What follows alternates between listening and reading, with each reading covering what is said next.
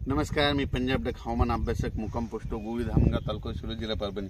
मी आहे माझ्या शेतात 13 जूनची लागवड पेरणी केलेल्या शेतात आहे आणि 108 मध्य प्रदेशची पार्श्वनाथ कंपनीची ही सोयाबीन आहे। 108 नंबर आहे, 13 जूनचा प्लॉट आहे।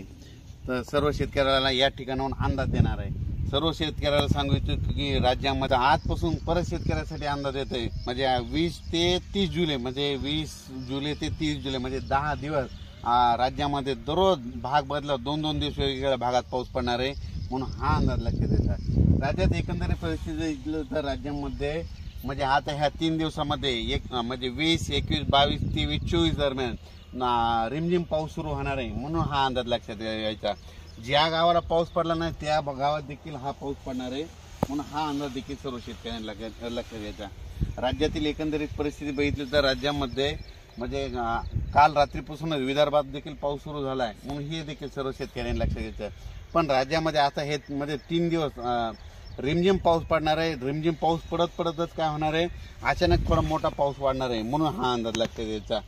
सर्व शेतकऱ्याला सांगू इच्छितो की हे म्हणजे 23 तारखेपर्यंत हे पाऊस राहणार आहे रिमझिम स्वरूपाचा। त्याच्यानंतर 25, 26, 27, 28, 29, 30 पर्यंत परत एकदा पाऊस राहणार आहे, म्हणून हा अंदाज लक्षात घ्यायचा। म्हणजे सांगायचं झालं तर एवढा जुलै महिना म्हणजे 30 जुलैपर्यंत राज्यामध्ये सगळीकडे पाऊस असणार आहे, म्हणून हा अंदाज लक्षात घ्यायचा। त्याच्यानंतर सर्व शेतकऱ्याला सांगू इच्छितो की समजा जशी उघड भेटेल तसे तुम्ही शेतीचे कामे करून घ्या, हे तुम्हाला एक सांगू इच्छितो। अचानक वातावरणात बदल झाला तर परत एक मेसेज दिला आहे